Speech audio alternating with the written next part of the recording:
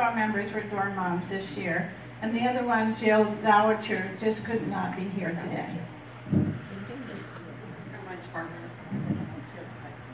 So, this year was, this past summer was my second opportunity to be a dorm mom, but my first opportunity to work with the Santa Barbara program. And my experience, the first time was at Sonoma State, and I felt so guilty after I had that wonderful experience because I really got so much more out of it than I can even imagine the girls getting out of it. I'm a mom, and our daughter is in her 20s, and so it's been quite a while since I've really been able to enjoy all of the energy and the, the bright, happy faces of 7th grade graduates for the week.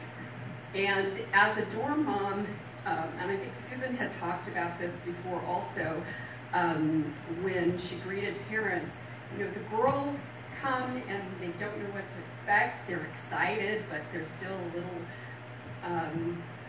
just kind of laid back or standing back to, take it all in. And a lot of the parents are not quite sure what's going to go on, and if they're a little nervous about letting go.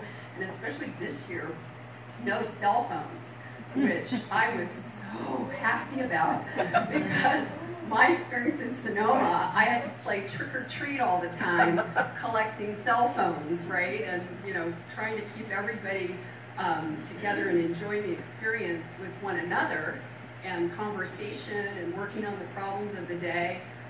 It made a world of difference. Though I know parents were a little upset about that initially. Many of them were, because they're used to keeping in touch with their girls, and I understand that. But the girls start out in a little bit of a cocoon, especially the girls that have never been away from home, or if they've been away from home, they've always been with family. And for those parents that, I'm sure all of you got to experience the transformation at the end of the week, and they just turn into butterflies. And that's just the most rewarding thing. I'm going to get a little upset. That I experience every time, the second time as well as the first time that I was a dorm mom for a week. And I tell my girls at the beginning of the week, you are my precious daughters for the week. And that's important to tell them as early as possible so that they get it. They get that we're like family.